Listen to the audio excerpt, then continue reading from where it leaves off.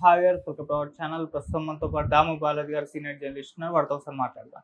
Sir నమస్కారం sir. నమస్తే. Sir hero సూర్య గారు యాక్ట్ చేసిన రెట్రో మూవీ ఇవాళ రిలీజ్ అయింది. మరి గత కొంతకాలం నుంచి కూడా ఆయన వరుస ఫ్లాపుల్లో ఉండడం చూస్తున్నాం. మరి ఈ మూవీ ఆయన అంటే చాలా ఎక్స్పెక్టేషన్స్ పెట్టుకున్నారు ఈ మూవీ పైన. మరి తన ఫ్లాపుల నుంచి సినిమా గట్టెక్కిచ్చిందా లేదా? మీరు రివ్యూ ఏంటి సార్ ఈ సినిమా పైన? సూర్య మన తెలుగు వాళ్ళకి కూడా సుపరిచితం. అతను తెలుగులో కూడా బాగా మాట్లాడతాడు. తెలుగు అనేకసార్లు తెలుగు తన సినిమాలన్నింటినీ తెలుగులో కూడా రిలీజ్ చేస్తాడు. సో సూర్య జ్యోతిక ఇద్దరు కలిసి రెట్రో అనే సినిమాని ప్రొడ్యూస్ చేశారు. దీనికి కార్తిక్ సుబ్బరాజు ఆయన పిజ్జా అండ్ జగర్తండ ఇలాంటి సినిమాలు, తర్వాత రజనీకాంత్ తీశాడు. దీన్ని కూడా యాక్చువల్గా రజనీకాంత్ కోసం రాసుకున్న స్క్రిప్ట్ అని కార్తిక్ సుబ్బరాజు చెప్పాడు. సో దాన్ని సూర్యతో చేశాడు. మామూలుగా సూర్య అంటేనే ఒక పవర్ఫుల్ పెర్ఫార్మెన్స్ ఇవ్వగలడు, ఒక సెన్సిటివ్ పెర్ఫార్మెన్స్ కూడా ఇవ్వగలడు. అతను వైలెంట్ కాపుగా ఉండగలడు, ఒక మంచి లవర్గా కూడా ఉండగలడు. అటువంటి వెర్సటైల్ ఆర్టిస్టు తను చేశాడు. పూజా హెగ్డే హీరోయిన్గా చేసింది. ఇక ప్రకాష్ రాజు, తర్వాత జయరాము, జోజు జార్జ్, ఆయన మలయాళంలో one of the finest actors అని చెప్పచ్చు. ఆయన ఇంపార్టెంట్ రోల్ చేశాడు. ఇక నాజర్ చేశాడు. కాస్టింగ్ చాలా సాలిడ్ కాస్టింగ్. ఇక సంతోష్ నారాయణ్ చాలా కబాలీ లాంటి సినిమాలకి వండర్ఫుల్ మ్యూజిక్ ఇచ్చిన Tamil music director. Shreyas Krishnan camera work చేశాడు. సో ఇది బేసిక్గా కథగా చెప్పుకోవాలంటే పెద్ద కథగా చెప్పడానికి ఏం లేదు. దీని సబ్ టైటిల్ వాళ్ళు లవ్, లాఫ్టర్ అండ్ వార్ అని పెట్టారు. అంటే లవ్, లాఫ్టర్ అండ్ వారు. కార్తిక్ సుబ్బరాజు నేను ఇప్పటివరకు బ్లాక్ కామెడీలు, థ్రిల్లర్స్ తీశాను కానీ కంప్లీట్గా ఒక లవ్ స్టోరీ తీయలేదు. ఇది ఒక కంప్లీట్ లవ్ స్టోరీ అని కూడా అతను చెప్పాడు. సో బేసిక్ ప్లాట్ ఏంటంటే సూర్య క్యారెక్టర్ ఒక గ్యాంగ్స్టరు. 90s జరిగే కథ. ఇది పీరియడ్ ఫిల్మ్, అందుకే రెట్రో అని పెట్టారు. రెట్రో అంటే పాస్ట్ సంబంధించిన విషయం. సో రెట్రో అని టైటిల్ పెట్టడానికి అది కారణం అన్నమాట. అంటే 90s జరిగే కథని తీసుకొని చేశారు. సో దీంట్లో ఏంటంటే సూర్య ఒక గ్యాంగ్స్టరు. అతనికి ఫాదర్ ఫిగర్గా జిజో జార్జ్ ఉంటాడు. సో ఇతను తన భార్యకి ఇచ్చిన మాట ప్రకారం గ్యాంగ్స్టరిజాన్ని, వైలెన్స్ని అన్నీ వదిలిపెట్టి తను ఒక మంచి వ్యక్తిలాగా, హస్బెండ్ లాగా సమాజానికి తన వీలైనంత చేస్తూ ఒక మంచి భర్తలాగా ఉండాలనేది తన కోరిక. అది భార్యకు మాటిస్తాడు. ఆ మాటకి కట్టుబడి ఉండడానికి ట్రై చేస్తాడు. కానీ అతని పాస్ట్ అనేది అతను వెంటాడుతుంది. ముఖ్యంగా జోజు జార్జి అతను వదిలిపెట్టడు.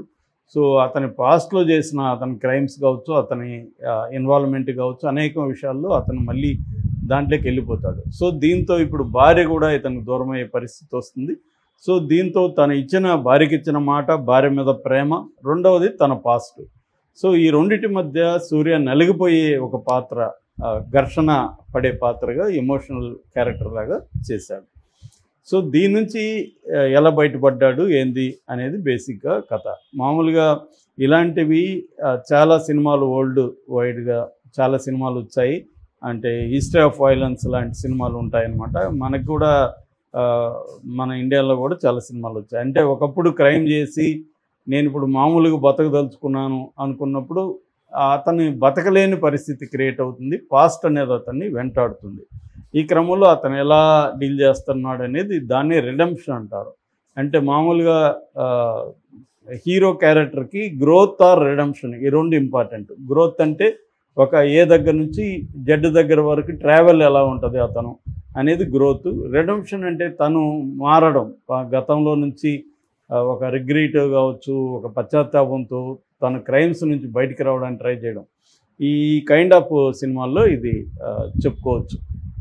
మామూలుగా మనకి కార్తిక్ సుబ్బరాజ్ సినిమాల్లో ఉండే లక్షణం ఏంటంటే నాన్ లీనియర్ స్క్రీన్ ప్లే ఉంటుంది.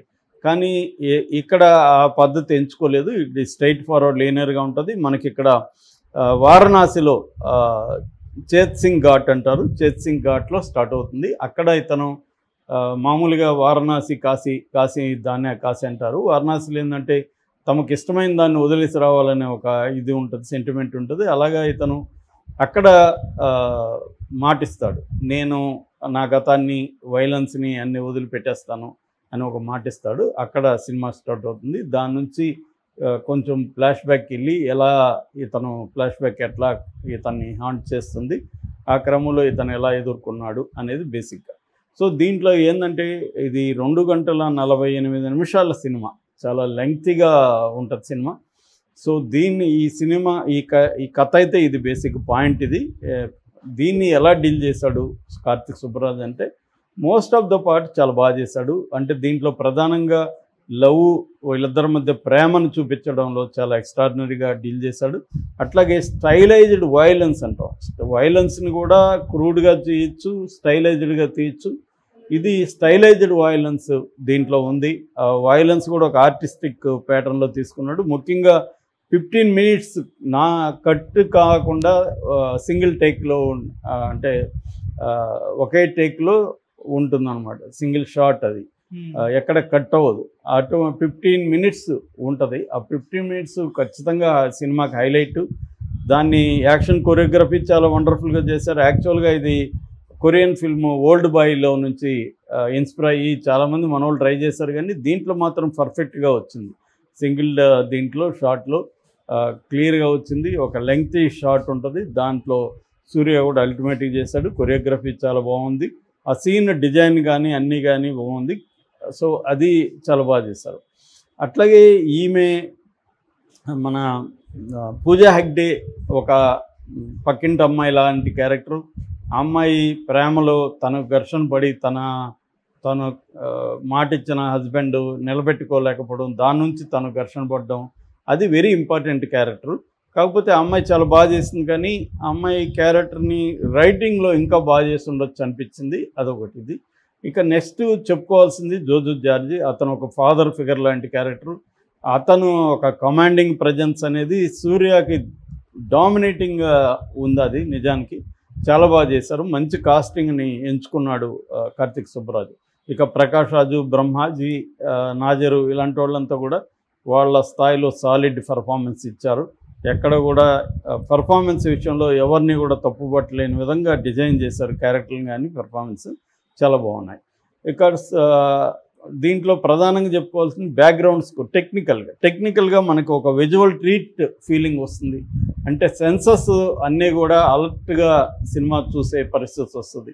బ్యాక్గ్రౌండ్ స్కోర్ వండర్ఫుల్గా ఉంది. కనిమ అనే సాంగ్ ఆల్రెడీ ఎంత పెద్ద హిట్ అయిందో మనం చూసాం. దాదాపు 4 కోట్ల వ్యూస్, నేను చూసిన టైంకి 4 కోట్ల వ్యూస్ దాటిపోయినాయి. సో బ్యాక్గ్రౌండ్ స్కోర్ కానీ పాటలు కానీ అన్నీ కూడా పర్ఫెక్ట్గా ఉన్నాయి. ముఖ్యంగా బ్యాక్గ్రౌండ్ స్కోర్ చెప్పాలి. బ్యాక్గ్రౌండ్ స్కోరు ఇటువంటి సీన్లలో ఎందుకంటే దీంట్లో లవ్ ఉంది, ఎమోషనల్ ఒక సాడ్ ఎమోషనల్ ఫీలింగ్ ఉంది, కాన్ఫ్లిక్ట్ ఉంది, తర్వాత యాక్షన్ సీక్వెన్సెస్ ఉన్నాయి. సో వీటన్నిటినీ అంటే మ్యూజిక్ డైరెక్టర్ యొక్క టాలెంట్ అంతా కూడా చూపించడానికి స్క్రిప్ట్లో స్కోప్ ఉంది. సో అవన్నీ కూడా పర్ఫెక్ట్గా మన సంతోష్ నారాయణ్ వండర్ఫుల్గా చేశాడు. సంతోష్ నారాయణకి ఏంటంటే ఓల్డ్ మ్యూజిక్ మీద, జపనీస్ మ్యూజిక్, కొరియన్ మ్యూజిక్, వీటి మీద మంచి పట్టు ఉంది. ఆ ఏషియన్ స్టైల్ ఆఫ్ మ్యూజిక్ని సంతోష్ నారాయణ్ అనేక సినిమాల్లో కూడా ఒక డిఫరెంట్ మ్యూజిక్ జానరాని క్రియేట్ చేశాడు. దీంట్లో కూడా ఆ కైండ్ ఆఫ్ చేశాడు. కెమెరా వర్క్ కూడా అల్టిమేట్ ఉంది. మూడ్స్ నేను ఇందాక చెప్పిన లవ్కి ఒక మూడు, తర్వాత యాక్షన్స్కి ఒక మూడు, ఎమోషనల్ డ్రామాకి ఒక మూడు, ఇవన్నీ కూడా పర్ఫెక్ట్గా చేశాడు. ముఖ్యంగా 15 మినిట్స్లో కెమెరా వర్క్ అల్టిమేట్గా ఉంది, సింగిల్ షాట్ సినిమా. సో ఇది టెక్నికల్ బ్రిలియన్స్ ఉన్న సినిమా. కాకపోతే కొన్ని చోట్ల స్లోగా నడవడం, సినిమా లెంగ్త్ ఎక్కువ కావడం, ఈ రెండే నాకు మైనస్లు కనబడ్డాయి. మిగతా అంతా కథ అంతా తెలిసిందే, కానీ ఆ ఎమోషనల్ ఇంపాక్ట్ అదంతా కూడా edge of the thriller kind of feelings అయితే మనకి చాలా వస్తాయి. సో నా రేటింగ్ 3.